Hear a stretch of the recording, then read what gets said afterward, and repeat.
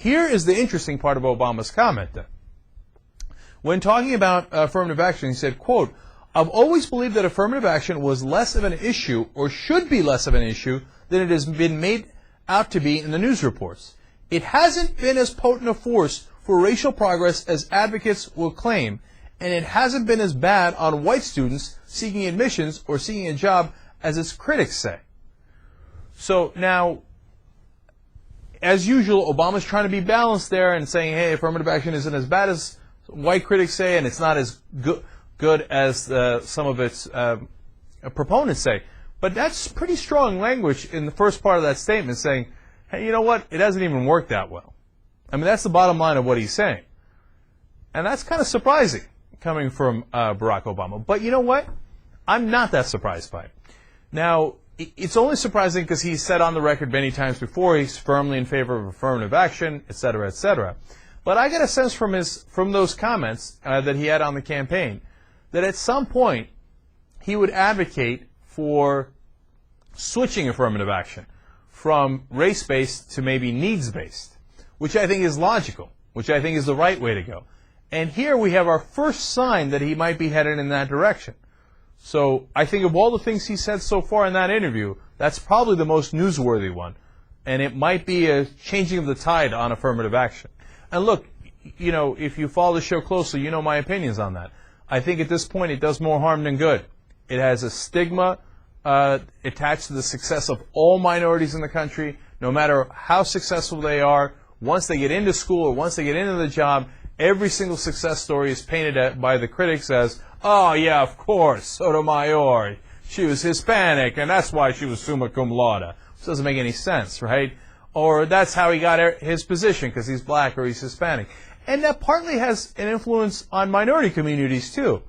And it has a psychological effect. And I get why affirmative action was necessary in the first place, and I agreed with it in the first place. Because all the jobs are purely white, and how do you get jobs? A lot of times you get it from people you know, or family you know, etc. I'm not saying affirmative action wasn't necessary, but there has to come a time at some point where we say, hey, we got to get beyond this. So, and to me, if you switch it to needs-based, then it gets rid of the racial stigma, and it still does something that's necessary, which is, look, if you're coming from a harder background, whether it's a rural poor or urban poor or whoever it might be, you are at a disadvantage.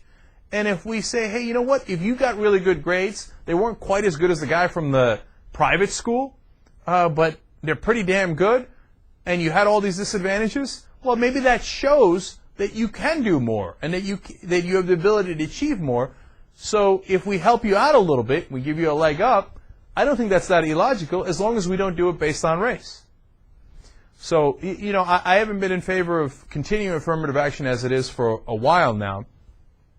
I think the Supreme Court, in this decision, although it was against Sotomayor, against, quote-unquote, the progressive position, I think they were right, and I think Obama's right to start heading in that direction. There, I said it.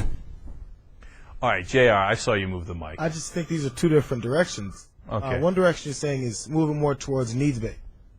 The other part is to say that, well, let's move it, just forget about it altogether, because that's one of the arguments. Seems like, oh, this, you know, who needs it? It's pointless. This stuff doesn't do anything, or all it's doing is reverse discrimination. That's actually the main argument. It's at least what I hear a lot of times from people that are opponents of it.